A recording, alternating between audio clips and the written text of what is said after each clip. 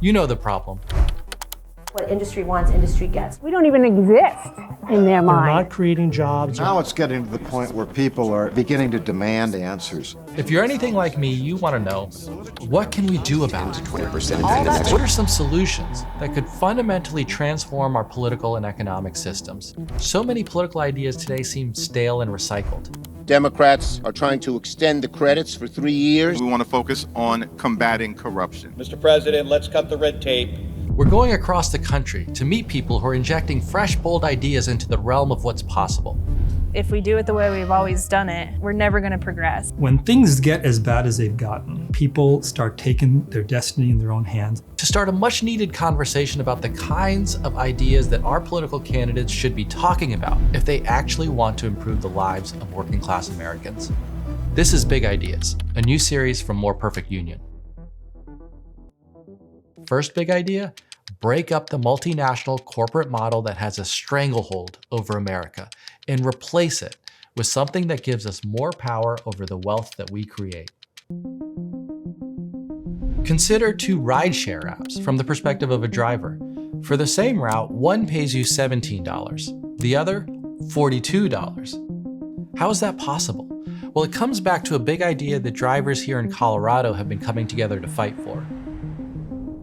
Ahmed used to make a decent living driving for Uber, but in the last few years, he, like most other drivers, had a big problem. You figure out these things is a trap, you know what I mean? More Perfect Union has investigated this, how Uber transformed a once decent job into low-paid gig work managed by an algorithm. Ahmed's experience was no different.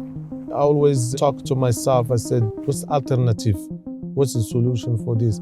Ahmed and a group of other drivers came together with a big idea.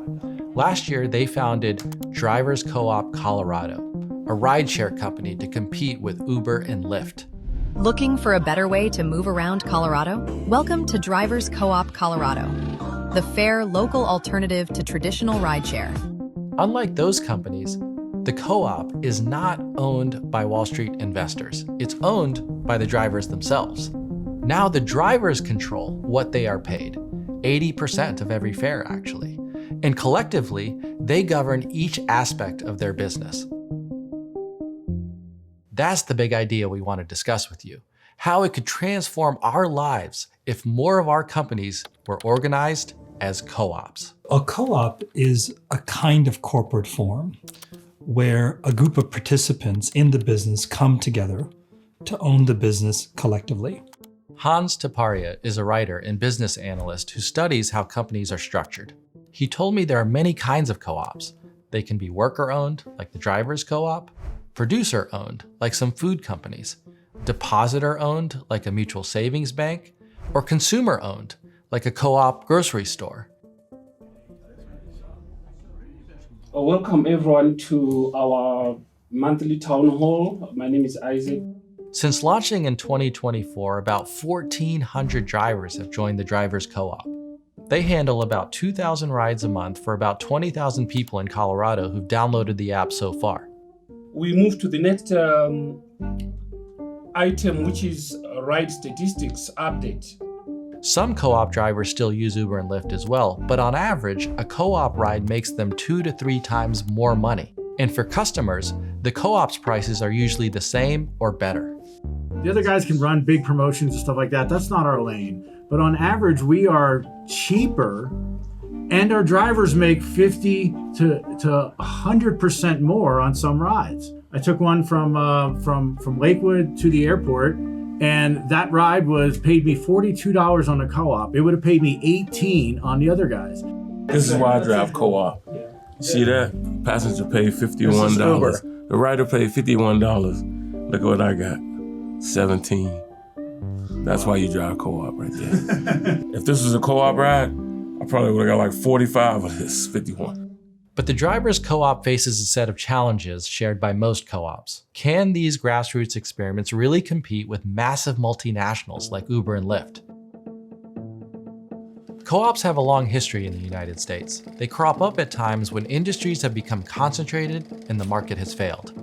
In the early 1900s, farmers formed co-ops to fight back against wholesalers who controlled their trade. In the 1960s and 70s, people formed grocery co-ops in reaction to corporate food conglomerates. But if the co-op model has never truly flourished, a big part of the reason why is the difficulty of securing capital in a financial system that's more oriented towards maximizing shareholder returns.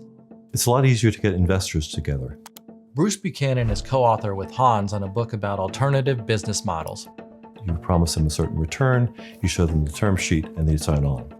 Our economy, of course, is dominated by that kind of company, the investor-owned firm. As those firms have grown into huge multinationals, they have accumulated more political and lobbying power over our system. And they've had less incentive to compete, both to improve their products or services and to provide the best workplace for their employees. Instead, they have faced pressure, above all, to return money to one group, wealthy investors. The American corporation really, in the late 70s, early 80s, kind of did a turn towards maximizing earnings per share. Roughly half of the financial wealth in the country is the top 1%, and the top 10% have close to 90% of all the financial wealth in the country. So we're talking about the top few percent are the owners. Much of that wealth is overseen by huge asset managers like BlackRock, State Street, and Vanguard. Institutional investors are infiltrating communities in a way that never happened before.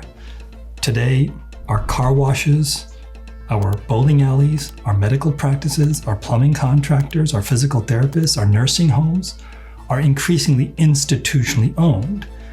And these are institutions that are not connected to that community in any particular way.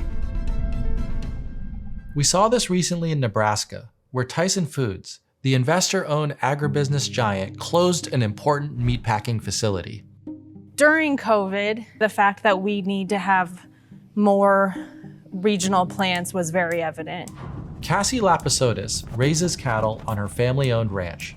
There was a major bottleneck during that time frame, and it was really scary as a producer because it's out of your control. The bottleneck was at Tyson. As COVID spread throughout its facility, Tyson slowed down operations, bringing Nebraska's livestock industry, the second largest in the country, nearly to a halt. For farmers, there was pretty much nowhere else to go. When that animal's ready to go, there's a short timeline when that animal needs to be harvested. There is a timeliness to getting these cattle processed. Trey Wasserberger raises cattle in North Platte. He told us Tyson's slowdown was an existential crisis. We put 5 years into our model of raising the bull that goes out and sires the calf and then bringing the calf back and feeding them. It takes 5 years to get there. And then we were not having any kind of control of our destiny in the last 24 to 36 hours. So Trey and his father-in-law hit the road to meet with dozens of ranchers in the region, including Cassie. They showed up with an idea. Why don't they create their own meatpacking facility which they would own? You're getting together cattle feeders that are very independent and individually minded. It's funny, you get to know them down, like how much their problems you're experiencing as well. I think every small feeder has had that envision in their mind, like I should do that. That instead of feeding cattle for a year and then taking a price in the last 24 hours, maybe I should have some control over that. Within a few months, enough cattle ranchers had signed on to purchase a building site. They got together and they started one of the most state-of-the-art meatpacking facilities in America today. To raise the enormous amount of capital needed to build the plant, the founding group of farmers got help from local and state government, as well as from an unlikely partner, Walmart. They were on the opposite side of packer consolidation. They weren't getting the beef. We couldn't get the cattle in and they couldn't get it on their shelves.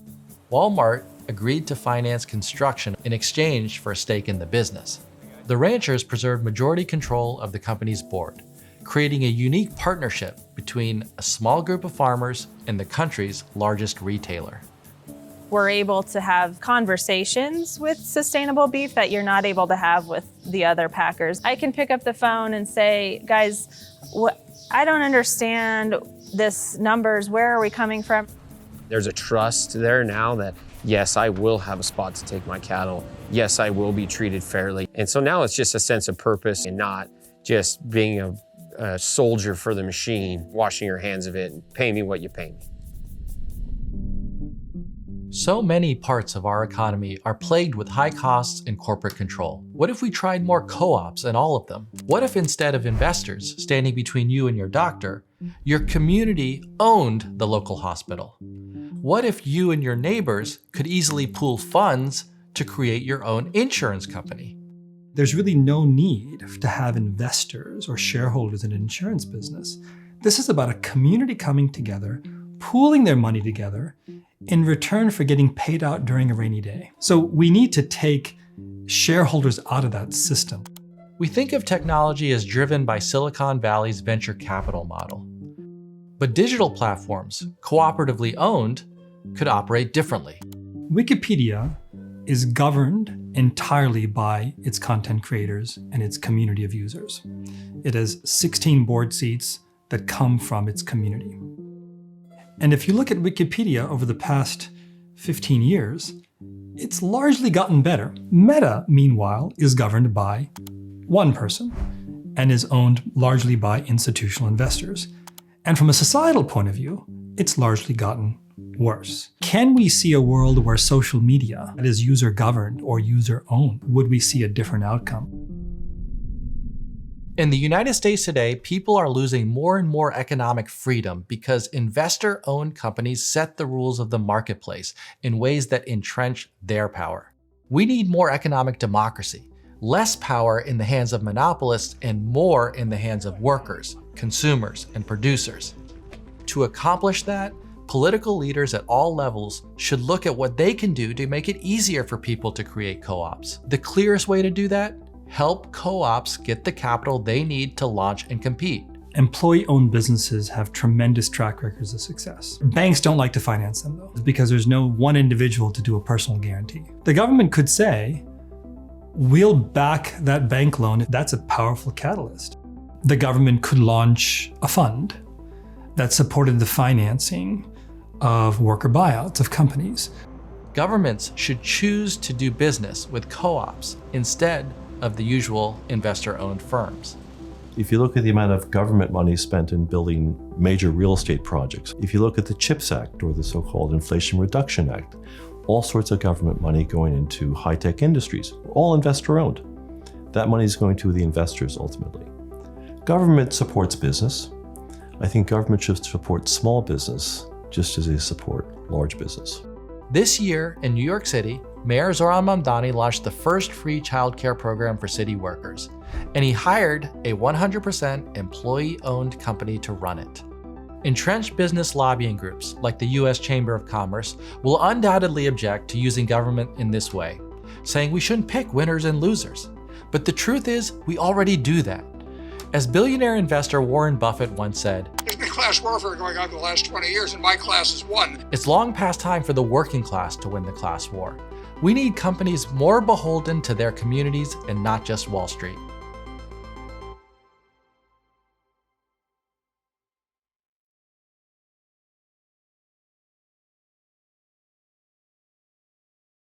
Thanks for watching. Before you go, please support our work by liking and subscribing to our channel. This is a brand new series from More Perfect Union, and in the coming months, we're going to be exploring other big ideas that can solve some of the biggest problems we have in our society today. Can you give us some ideas? Sound off in the comments section below, and don't forget to like and subscribe.